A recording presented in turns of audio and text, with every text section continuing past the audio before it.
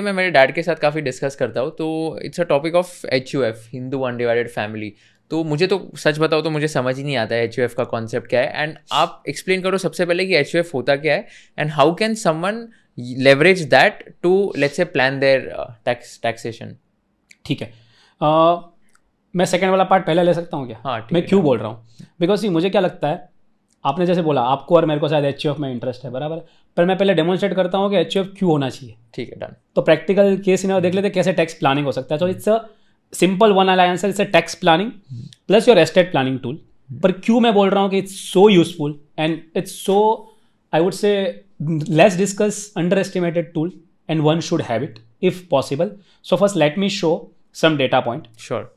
सो बहुत simple scenario है कुशल, कि अभिषेक मान लीजिए एक क्लाइंट है मेरा, उसका 20 लाख रुपीज़ सैलरी है, ठीक है, और उसके पापा से उसको कुछ शेयर्स रिसीव हुए एज अ इनहेरिटेंस, और उसने वो शॉर्ट टर्म में बेच दिए, मतलब उसको मिले, उसके पापा ने भी एक्वायर किए थे और फिर उसको ट्रांसफ़र कर दिया और उसने फिर बेचे, उसमें उसको गेन हुआ 10 लाख रुपए का।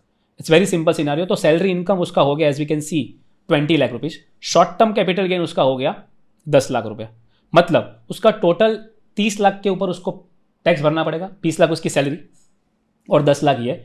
मैं इसको सिंपल रख रहा हूँ, डिडक्शन एग्जाम्पशन में नहीं जा रहे, न्यू रिजिम अज्यूम कर रहा हूँ और सिंपल, ठीक है। तो कुशल उसकी टैक्स लायबिलिटी जो आ रही है ना, वो सैलरी पे आ रही है 1,85,000, ठीक है, और जो ये बाकी का 10 लाख है उसके ऊपर फ्लैट रेट है, शॉर्ट टर्म कैपिटल गेन जो इक्विटी से है उसके ऊपर फ्लैट रेट है 20%। तो वो टैक्स भर रहा है total Abhishek in this case is 4,04,000। ये हो गया सिंपल प्लेन वेनिला कि भाई ये। अभी बात हो रही है हमारी HUF की, कि भाई HUF क्यों और उसका क्या रैशनल है और हाउ इट बेनिफिट्स। इसलिए मैंने बोला कि मैं आपको सेकंड पार्ट का आंसर पहले देना चाहूँगा कि भाई बेनिफिट क्या है। Okay, so let me just zoom out from this. अगर अभिषेक का ऑलरेडी HUF क्रिएटेड होता, then what we would have advised, okay, कि अभिषेक पापा से आपको जो शेयर इनहेरिट हो रहा है ना, वो आपके अकाउंट में मत लीजिए, HUF में ले लीजिए। क्यों?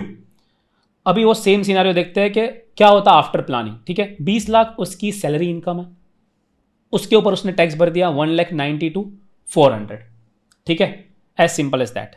ना ये 10 लाख के शेयर्स अभिषेक के पास नहीं आते, अभिषेक की HUF में आते हैं।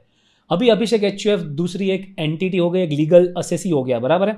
तो 10 लाख का जो शॉर्ट टर्म कैपिटल गेन है वो HUF में टैक्स होता, और उधर जो टैक्स लायबिलिटी आ रही है 1,24,800 आ रही है, बराबर है।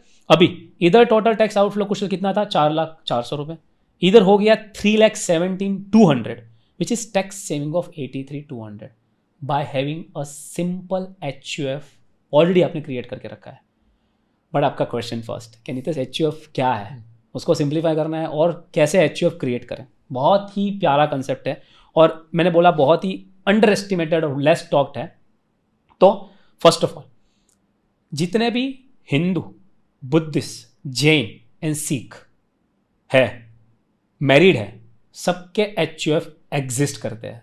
ये शॉकिंग होगा मैं आपको बोल रहा हूं, ठीक है। हिंदू, बुद्ध, जैन, सिख, पहले तो नाम है हिंदू अनडिवाइडेड फैमिली, उसमें मैं आपको बोल रहा हूं हिंदू, बुद्ध, जैन एंड सिख जितने भी मैरिड है सबके HUF एग्जिस्ट करते हैं। मैं ऐसा क्यों बोल रहा हूं? इनकम टैक्स से स्पेसिफिकली फॉर HUF ये चारों Hindu undivided family separate assessee register कर सकते हैं। मैं बोल रहा हूँ रजिस्टर कर सकते हैं बट ऑलरेडी एग्जिस्ट है। ये थोड़ा आपको कंफ्यूजिंग लग रहा है, राइट? सबको लगेगा शायद। क्यों? क्योंकि HUF ऑटोमेटिकली फॉर्म हो जाता है जब आप शादी करते हो। आपको कुछ नहीं करना है, ऑटोमेटिकली फॉर्म हो गया, आपको सिर्फ उसको रजिस्टर करना है। That is there because HUF में एक चीज है कि ये कोई कॉन्ट्रैक्ट से क्रिएट नहीं हो सकता। यू बीइंग हिंदू और in this for religion which I state, right, आपका ऑटोमेटिकली जैसे ही शादी हुआ HUF फॉर्म हो गया, उसको आप रजिस्टर कर दीजिए। और रजिस्ट्रेशन प्रोसेस भी बहुत सिंपल है।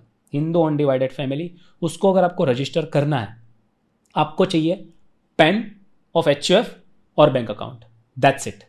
अभी मैं स्टेप बाय स्टेप जा रहा हूं, क्यों? क्योंकि किसी को HUF नहीं पता है, उसको शायद HUF समझ गया, बराबर, थोड़ा सा एक समझ गया कि HUF क्या होता है। अभी HUF आपको क्रिएट करना है, विच इज मैंने ऐसे क्रिएट तो ऑलरेडी है, आपको सिर्फ उसको रजिस्टर करना है। तो बैंक एंड पैन चाहिए, पर पैन कार्ड के लिए आपको एक सिंपल सा एफिडेविट चाहिए, उसको हम बोलते हैं रजिस्ट्रेशन डीड, ठीक है। HUF फॉर्मेशन डीड आप बोल सकते हो उसको, HUF फॉर्मेशन डीड। इसकी रिक्वायरमेंट भी क्यों है? क्योंकि आपको पैन चाहिए, और पैन के लिए this is one of the document.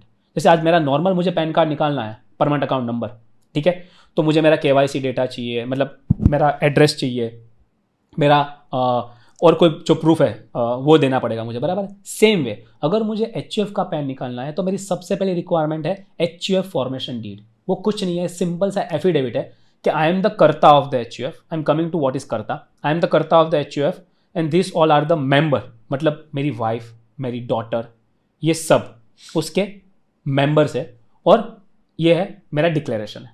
मैंने ये डिक्लेरेशन दे दिया, NSDLP साइट पे जाके मैंने पैन अप्लाई कर दिया, ये डिक्लेरेशन मैंने दे दिया मेरा कर्ता का, मतलब मेरा, मैंने पैन आधार दे दिया, पैन कार्ड आ गया, आपने बैंक अकाउंट खोल लिया, आपका HUF सेपरेट एसएससी हो गया। कितना सिंपल है। Of course you need a help of professional CA, please take it, क्योंकि कोई मिस्टेक ना करे, बराबर। But I am saying it's already exist, you just have to register it. It is basically separate legal entity. हाँ, separate SSC हो गया income tax के लिए, इसीलिए Hindu undivided family. So Nitesh Buddhadev का पैन है और नितेश बुद्धदेव HUF का भी पैन है, और एक्चुअल में है, ठीक है। अभी एक इंपॉर्टेंट केविएट्स तो नहीं मैं बोलूँगा, एक इंपॉर्टेंट कंडीशन है, ठीक है। मैंने आपको बोला शादी हो गई तो HUF ऑलरेडी एग्जिस्ट करता है, बट इसको लीगल स्टेटस कब मिलता है पता है? जब मुझे बच्चा होता है। मतलब आप बोलोगे क्यों, ऐसा ट्विस्ट क्यों है? मैं आता हूँ। लॉजिक इसका यह है कि जब एक कर्ता है, कर्ता is what, senior male member of the family is a कर्ता बाय डिफॉल्ट। तो मैं करता हूँ मेरी HUF में, my wife is a member, और जैसे ही मेरी डॉटर आई तो इन शॉर्ट HUF में मिनिमम कर्ता +2 मेंबर्स चाहिए, तब आप उसको लीगल एसएससी कह सकते हो as per income tax. So let's say मैं 10 साल पहले मेरी शादी हुई है, HUF है, उसको रजिस्टर भी कर सकता हूँ, ओके, बट उसको लीगल स्टेटस मिला मेरी खुद के HUF को, मुझे जहाँ पे उसके असेट बिल्ड करने चालू करने हैं या मुझे जो भी करना है, the moment I have a child, because I need कर्ता +2 मेंबर्स। सो कर्ता तो मैं हो गया, मेरी वाइफ तो एक ही मेंबर हुई, तो that's why I need a kid. But what about your parents, mom या डैड, वो नहीं हो राइट, तो फिर वो आपके पापा का HUF कहलाएगा, where you will be all the linear ascendant and descendant. So you, let's say you, your brother, your sister, all are part of that HUF. Even your married sister is also part of this HUF. Okay. तो वो आपके पापा का HUF हो गया। ये कुशल लोढ़ा का HUF की बात कर रहा हूँ मैं। तो नितेश बुद्धदेव HUF में बना रहा हूँ, तो ये चाहिए। वो तो आप पापा रजिस्टर कर सकते हो और उसका है, तो वो तो है ही, उसमें कोई डाउट नहीं है, बराबर है, क्योंकि उसमें तो ऑलरेडी फैमिली बना हुआ है ना। आप बोलोगे कि नितेश पर तो अगर I am married, if I don't have a children, there is no use of HUF, still there is a use of HUF। क्या? तो ये एक एक्सेप्शन है। मान लीजिए कि आपकी शादी हो गई, आप HUF रजिस्टर फिर भी कर लो। क्यों? आपकी जो आपके पापा के HUF से जो आपकी प्रॉपर्टी आएगी, आपको ट्रांसफर होगी, या समझ लीजिए व्हेन जब उसको ही आपको ट्रांसफर करनी है प्रॉपर्टी, ठीक है, तो वो आपके HUF में आ सकती है, भले ही आपका चाइल्ड ना हो। बट अगर आपको एक्चुअल में आप में असेट क्रिएट करना है, वैसे ऐसे कुशल लोढ़ा HUF में असेट क्रिएट करना है, तो आपको you, your wife and child is required. Inheriting property in your HUF, you don't need a condition of child. I hope I'm clear. You are clear, but इसमें जैसे inheriting the property in an HUF, उसका क्या फायदा है? मतलब मैं मेरे नाम पे अगर कर लूँ versus an HUF, तो उसका क्या? And that's why let me go to this equation again, जहाँ पे हम दिखा रहे थे, बराबर है। Let's say अभिषेक खुद के नाम पे प्रॉपर्टी लेगा। आप समझ लीजिए एक हाउस प्रॉपर्टी है, ये तो मैंने शेयर्स का एग्जाम्पल दिया। हाउस प्रॉपर्टी है, कुशल का खुद का एक इनकम है, 30% स्लैब में कुशल आता है। अभी आपको मैं, आपके पापा की प्रॉपर्टी आपके नाम पे आ गई, क्या होगा? जो इनकम आएगी वो कुशल में जाएगी, उसके बदले अगर HUF में जाएगी तो HUF में वापस आपको एक नया स्लैब मिलेगा जो इंडिविजुअल मिलता है। आप 80C, 80D, new regime, old regime, जो अभी तक हमने जो भी डिस्कस किया, सब HUF को अलग ट्रीट करके कर सकते हो। So that's the benefit. मतलब HUF अकाउंट आपका हो गया, आपको IPO में अप्लाई करना है, HUF में से कर लीजिए, आप में से कर लीजिए। आपको अभी HUF के नाम पे जो भी इन्वेस्टमेंट करना है वो HUF में से कर सकते हो। समझ लीजिए आपको एक प्रॉपर्टी नेट हुई, उसमें से आपको 5 लाख रुपए रेंट आ रहा है। ये 5 लाख आपकी इनकम में आ जाता अगर वो आपके नाम पे प्रॉपर्टी आती कुशल, पर अभी HUF में आई तो 5 लाख किसका इनकम है? HUF का। अब वो 5 लाख इनकम आई है, अब बैंक में तो रखोगे नहीं, उसमें तो आप शेयर्स में इन्वेस्ट करो, म्यूचुअल फंड में इन्वेस्ट करो, FD करो, जो भी करना है करो। So separate legal assessee, separate PAN card, that's a whole new a person with you, जहाँ पे आपको पूरा 4 लाख का स्लैब मिलेगा, ऑल द डिडक्शन एग्जेम्पशन। मान लीजिए आप म्यूचुअल फंड में इन्वेस्ट करो, आपके अकाउंट से आपको भी 1.25 लाख का बेनिफिट मिलेगा, लॉन्ग टर्म कैपिटल गेन का, HUF में भी मिलेगा। That's the beauty. प्रॉब्लम बता देता हूँ, बिकॉज सिर्फ मुझे नहीं बताना है कि अच्छी अच्छी बातें बोले, जो खराब है या जो इन मैं बोलूँगा डिसएडवांटेज है वो भी बताना चाहिए। इश्यू क्या है? आप इसमें कैपिटल खड़ा करना is very difficult when I से कैपिटल। तो इसको मैं टैक्स प्लानिंग से भी ज़्यादा उसको बोलूँगा HUF is more like estate planning. आपको प्रॉपर्टी इनहेरिट करनी है या शेयर्स, पोर्टफोलियो, ये सब आप HUF में करोगे तो आपके पास एक असेट्स क्रिएट होंगे आपके HUF में। वो एक best way of creating assets है या कैपिटल है। बट आप बोलोगे तो नितेश अगर मेरी HUF है, मुझे कुछ एंसेस्ट्रल प्रॉपर्टी नहीं आने वाली है, तो इसका क्या यूज़ है? फिर आप ऐसा नहीं है कि Kushal Lodha can transfer 10 lakh rupees to HUF and उसमें से म्यूचुअल फंड बाय कर सकता है, नहीं कर सकता है। इधर क्लबिंग हो जाएगा। कुशल बिंग करता और योर वाइफ और your child being a member, they can't transfer money to HUF क्योंकि तब तो एग्जेम्प्ट है, पर उसमें से जैसे ही कोई इनकम आई वो आप में क्लब हो जाएगी। तो इसका बेनिफिट मैंने बोला ना, मेन है वो एस्टेट प्लानिंग है, और एस्टेट प्लानिंग से जो भी आप आगे करोगे that's your tax planning. Also second कि सिंपल तरीका है कि कभी कभी लोग आपको गिफ्ट देते हैं, पर आपकी जगह पे अगर HUF को गिफ्ट दे दिया तो वो वाला 50,000 वाला ब्रैकेट उधर है। You getting my point? Plus आप HUF में लोन भी ले सकते हो, पर वो आपको आपके पास इनकम होगी तो कोई बैंक वाला लोन देगा ना आपको। सो काफ़ी सारी चीज़ें हैं। तो कैपिटल कंट्रीब्यूट कैसे करोगे HUF में? अगर आप नया HUF क्रिएट कर रहे हो जहाँ पे कुछ प्रॉपर्टी, कुछ शेयर्स एंसेस्ट्रल से नहीं आने वाले। So this is the beauty of HUF। But HUF वो सब चीज़ें कर सकते हैं, और मोर और लेस जो आपके पास टैक्स बेनिफिट है 80 से 80D, your tax exemption, everything is there. So that is HUF। And इसमें फिर अब जैसे वो इनकम होगी तो वो HUF की इनकम हो जाएगी, राइट? तो वो कैसे होता है? लाइक वो विड्रॉ कर सकते हैं या वो इनकम किसकी है? जैसे कुशल लोढ़ा HUF है, सो अगर HUF वो अकाउंट में 5 लाख रुपीज़ है या तो जो भी इनकम है वो अकाउंट में, तो that is distributed amongst all the family members, या वो मैं कैसे रिडीम कर सकता हूँ? How does that work then? No, so जैसे एक लीगल एंटिटी हो गई, जैसे अभी HUF में क्या हो गया, आपका सन है, आपको एक सन हुआ, फिर दूसरा सन हुआ, ये सब all are equally holding that asset. आप ऐसा नहीं बोल सकते कि मेरी डॉटर को मैं 20% दूंगा, सन को 10% दूंगा, मेरा 80% मेरी वाइफ का, फलाना टीम का। No, your everyone in the HUF by birth और by marriage hold equal rights. तो ये भी एक लूप होल हो सकता है। आप आपकी विल लिख के जा सकते हो, आप बोल सकते हो कि मुझे किसको कितना देना है। जैसे अगर आप 2 ब्रदर हो तो आपके पापा डिसाइड कर सकते हैं कुशल को 60% देना है, किसी को 40% देना है। But no, your father's HUF में जितने भी मेंबर हैं सबको इक्वल राइट्स है ऑन पार्टीशन। तो इनकम मोस्टली इसमें आपसे विड्रॉ करोगे, आप यूज़ कर सकते हो। फॉर एग्जाम्पल HUF की इनकम है, उसमें से वो करता के PPF में पैसा PPF में इन्वेस्ट कर सकते हैं। HUF can pay health insurance premium for करता है अदर फैमिली मेंबर्स, तो ऐसे आप विड्रॉ भी कर सकते हो उसको। बट मोस्टली अगर आप कैपिटल डाल ही नहीं सकते हो तो व्हाट यू विल थिंक कि इसमें से एटलीस्ट विड्रॉ नहीं करना है, उसका उसमें ही ग्रो करना है। That's the logic. बट हाँ, जिस दिन HUF को आपको डिसॉल्व करना है, everybody will get an equal right. Okay. So that is again how the concept of HUF works. और what are like some of the ways जहाँ पर HUF में फिर मैं पैसा डाल सकता हूँ या तो बढ़ा सकता हूँ? Honestly, capital contribute करने का is loan, the gift received from someone, that is the only option. Okay. उसके अलावा capital contribution is very difficult in HUF, and that's why जो main contribution आपका आएगा ancestral property की जो आपकी इनकम आई वो HUF की इनकम है, उसमें से आप जमा करते रहो। बट हाँ, in a long term it can be a very good thing. अगर 15-20 साल आप वो HUF चला रहे हो तो good tax saving possible, because कुछ ना कुछ एंसेस्टर से काफ़ी लोगों को आना है। तो instead of receiving in my own name, I would receive in Nitesh Buddhadev HUF। That's the logic.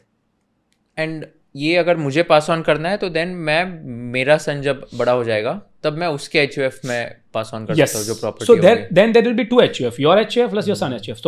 तो दो HUF can coexist together, like your पापा का HUF plus once you are married your HUF can also coexist. But then one question here, तो मेरे पापा के HUF में अभी I am also a member, correct? और मेरा खुद का भी एक HUF होगा, तो देन कैसे वर्क करेगा? लाइक मेरे पापा के HUF में मेरे पापा, मेरी मॉम और मैं, हम 3 लोग हैं, राइट? मेरे HUF में मैं, मेरी वाइफ और योर सन डॉटर वो लोग रहेंगे। तो मैं I have become a member in 2 HUFs, no? Then you are a karta in your HUF and you are a co partner in your father's HUF, बराबर है? अब आप खुद की कुछ प्रॉपर्टी बनाते हो इसके अंदर, ये HUF में, उसमें आप तीनों का इक्वल राइट है। और आपकी पापा की जो प्रॉपर्टी है उसमें you, your mother, your wife and your son और डॉटर, सबका राइट्स है। अच्छा, you getting my point? This is the chain and that's why it's called Hindu undivided family. But ये सी, मैं आपको बहुत सिंप्लीफाई करता हूँ बिकॉज ये बहुत बड़ा एंड कॉम्प्लेक्स कंसेप्ट है ऑनेस्टली, बराबर है? सिंपल है आप उसको, because see now we are anyway going for a nuclear families, right? Me, my wife and my daughter, ठीक है? I stay with my parents stay with me. But अभी मेरी पेरेंट्स की जो प्रॉपर्टी है वो इन शॉर्ट मेरे नाम पे नहीं आके नितेश बुद्धदेव HUF में आती है। That's the biggest advantage. Underline is that honestly. समझ, इसका मेन रीजन क्या था वैसे स्टार्ट करने का, लाइक क्यों ऐसे गवर्नमेंट ने ये लाया था HUF का, was it no idea, because मुझे लगता है ये काफ़ी टाइम से एग्जिस्ट करता है and people are also aware that. So now I tell you, I have few relatives in Gujarat, they run a whole restaurant business under the name of HUF, because वो property HUF की थी. तो उसका पूरा income HUF में होता है, तो उसकी खुद की इनकम, पापा की इनकम, HUF की income. So you can have a business under this also. ऐसा नहीं, हाँ, but now I being a chartered account ऐसा नहीं बोल सकता कि आधे क्लाइंट HUF के हैं. No, because I am a professional. पर बिजनेस हो सकता है HUF का, इसलिए मैंने बोला आप लोन लेके या HUF के नाम पे आप रेंट पे प्रॉपर्टी लीजिए, उसमें से आप बिजनेस चला सकते हो. So there are options available, but it's bit complex to पूरा उसको स्ट्रक्चर करना, but it's interesting. Got it. Very, very interesting. Cool. So this is also very interesting. Next one which I wanted to discuss was that what are like some tax saving opportunities that will arise during, let's say, significant life events. तो इसमें हमने I think marriage discuss कर लिया. Then another life event is let's say having children. उसमें कुछ है ऐसे tax saving opportunities? So जैसे हमने लाइफ इवेंट बोला, सबसे बड़ा life event one of the time when you are getting married. So marriage पे आपको गिफ्ट पे कोई टैक्स नहीं लगता, किसी से भी आ रहा है, तो that's the big thing on the tax planning front. Second हो गया, once you have a child birth, आप HUF क्रिएट कर लीजिए, ठीक है, तो एक टैक्स प्लानिंग उधर आ गया. दूसरा, आप कुशल चाइल्ड के नाम पे, माइनर चाइल्ड के नाम पे अगर आप उसको पैसे ट्रांसफर करते हो और उसमें से जो इनकम आती है, मैंने आपको बोला वो क्लब हो जाएगी, तो वो प्लानिंग नहीं हुआ. पर फिर भी मैं आपको बोलता हूँ चाइल्ड के नाम पे आप इन्वेस्ट कर सकते हो, वो भी माइनर है. कैसे समझ लीजिए, I have a 4-year-old daughter, मैं उसके नाम पे फर्स्ट मंथ से SIP कर रहा हूँ, ठीक है, first month of her birth. अब मैं तो उसको पैसे ट्रांसफर कर रहा हूँ एज अ गिफ्ट, तब मेरी डॉटर को वो टैक्सेबल नहीं है because see being my daughter. ना मैं SIP कर रहा हूँ बिकॉज मुझे उसके एजुकेशन के लिए पैसा जमा करना है. I will withdraw this amount when she will be 18, वो मेजर हो जाएगी, it will be tax in her end. So again this is a beauty. But if I do FD in my daughter's name, उसका interest है वो मेरा में taxable हो जाएगा. तो आप माइनर चाइल्ड को भी प्रॉपर टैक्स प्लानिंग में आप इंक्लूड कर सकते हो. This is I call it a family tax planning. तो उसके नाम पे आप SIP करें या इन्वेस्टमेंट करें. ऑफकोर्स एक ध्यान रखें, 5 साल के बाद मैं विड्रॉ करूंगा, उस पर कुछ कैपिटल गेन होगा because CC being still minor, 4 साल की अभी है, 5 साल के बाद वो 9 साल की होगी, राइट. तो वो मेरे में टैक्स हो जाएगा कैपिटल गेन, ठीक है. But if I not withdraw which I don't want to, तो 18 ईयर्स के बाद that would be in her hand, it would be taxable. पूरा गेन हुआ वो. Again she will get her वो टाइम पे जो टैक्स स्लैब होगा वो मिलेगा, 1,25,000 का एग्जेम्पशन मिलेगा. So this is the planning. So that's, अगर लाइफ इवेंट पे आपने जो बोला काफ़ी इंटरेस्टिंग है. दूसरा, आपका मतलब आपके केस में अगर आपके पापा आपको कुछ गिफ्ट करते हैं और आप उसमें से इन्वेस्ट करते हो, वो क्लब नहीं होगा because you being major child. तो मेजर चाइल्ड है, उसको आपको कुछ गिफ्ट कर दिया तो टैक्सेबल तो नहीं है, वो तो हमने देख लिया रिलेटिव में. पर जो भी इनकम आएगी, सो again this is a tax planning कि आप मेजर चाइल्ड को गिफ्ट करें और उसको इन्वेस्ट करने दें. तो उसमें से जो भी इन्वेस्टमेंट से इनकम आई वो भी पेरेंट्स में क्लब नहीं होगी. थर्ड थिंग, बिकॉज हम बात कर रहे हैं लाइफ इवेंट की, जो लाइफ इवेंट तो नहीं but at least family tax planning की, whatever you give gift to your parents और grandparents and whatever income they receive from that is not clubbed. That many people are not aware. उनको लगता है कि नीचे में club हो जाता है. जैसे अगर मेरी mother which is grand mother for my daughter, if she gifts anything to my granddaughter, that will be clubbed. But if I give some money to my mother and she invest out of that, वो club नहीं होगी मेरे में. So that's the beauty of this planning. तो जैसे मैं आपको बोला था कि रेंट दो, ऐसे आप आपके मॉम डैड को गिफ्ट दोगे और वो उसमें से इन्वेस्ट करेंगे, सो वो भी टैक्स नहीं लगेगा. Instead of I am doing FD in my name, I am doing investment on my name और उसमें से मैं खर्चा मम्मी को दूँ, उससे बेटर है कि मैं उसको असेट ही दे दूँ और उसमें से वो she can manage her household and all that thing. So that's another planning possible. And apart from that, yeah, I think all the major life events we have covered from the tax planning point of view, Kushal. Right. Very interesting. If you learned something new from this video, do share it with your friends and subscribe to this channel so that we can bring you the best content possible. Also, if you want to watch this entire episode, click on the link in the description box and you can go to Kushal Lodha YouTube channel and watch the entire podcast episode. Thank you so much for watching this and have an amazing day.